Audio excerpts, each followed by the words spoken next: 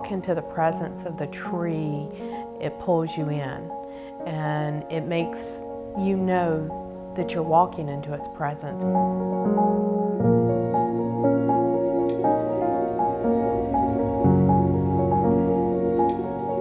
It's a very tangible and visceral physical experience being here, being able to feel the sun on your skin, being able to breathe in a fresher air that isn't being polluted by the cars. Laura Jepson was an FSU professor here in Tallahassee. She arrived in Tallahassee in 1946. She was a very reclusive person. She'd suffered some form of tragedy earlier in her life that led her to become a solitary person as she grew older. Laura created this structure to be a companion to the tree and to be an expression of her own ideas of what an ideal home should be.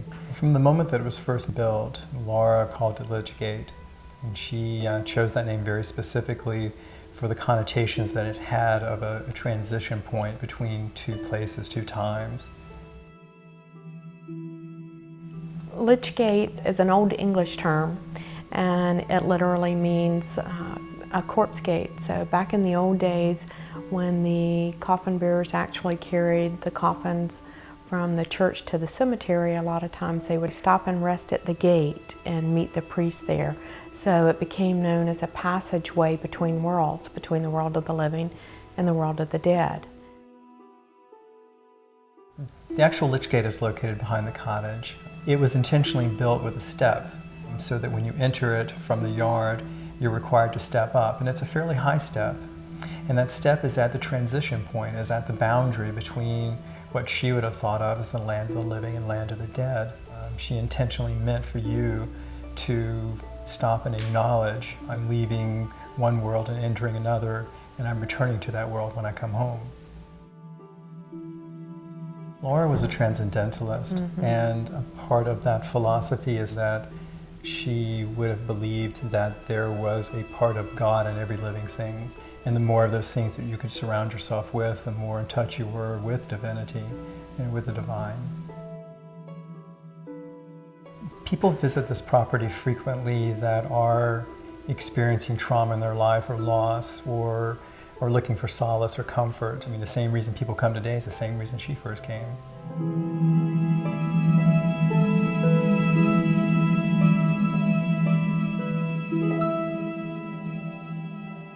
My son, Maury Owens, was a really individual person, and he was a people's person.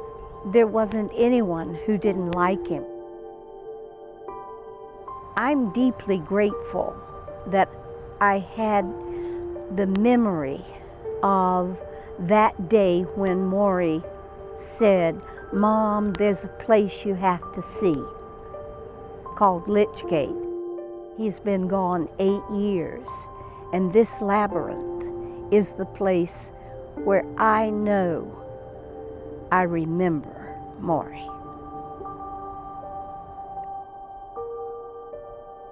The stone itself winds in a circular pattern to the center, just like you walk to the center. There's no particular way to do a labyrinth. You enter with a sense of perhaps a need, and you look for some kind of guidance, and you may believe that that guidance comes from outside yourself, but it will come through yourself. Walking a labyrinth is walking a path.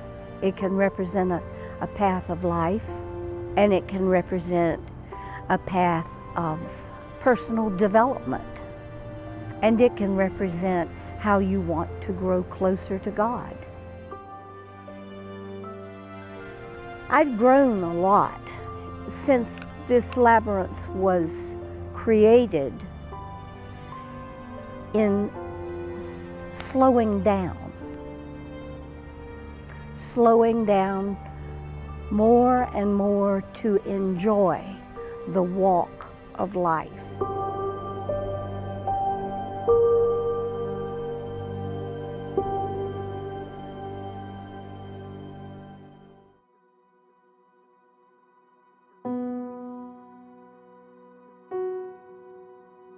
I have had a deep love for the Lichgate ever since I came across it.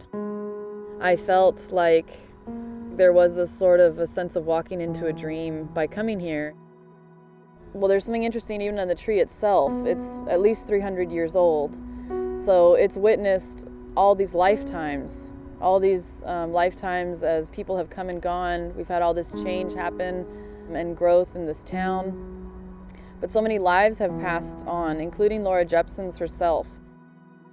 The land is what attracted Laura here. It was the tree itself. And we come here to be restored.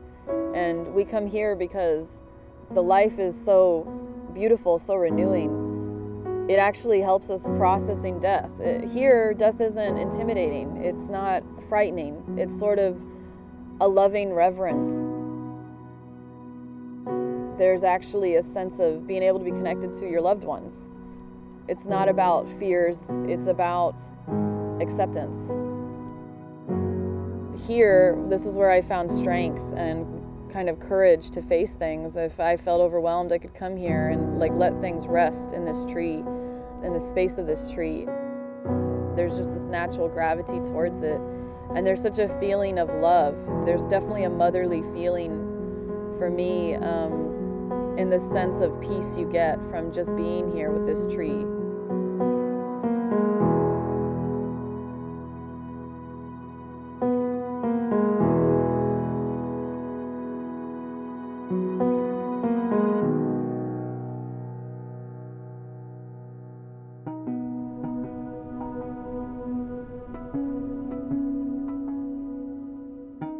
Lichgate represents to me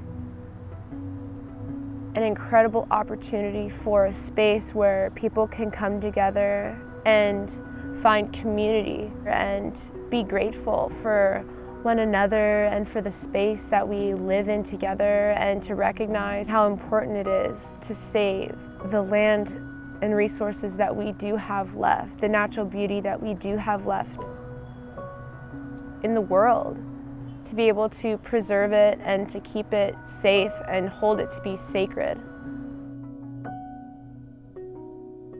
It is so easy to drive right past Lichgate and not even take a second look. But Lichgate has this uncanny ability for attracting people who need healing. Even if there's nobody else here, it is so easy to feel loved here. There's just connection with self and connection with a higher power that allows for love to just flow freely.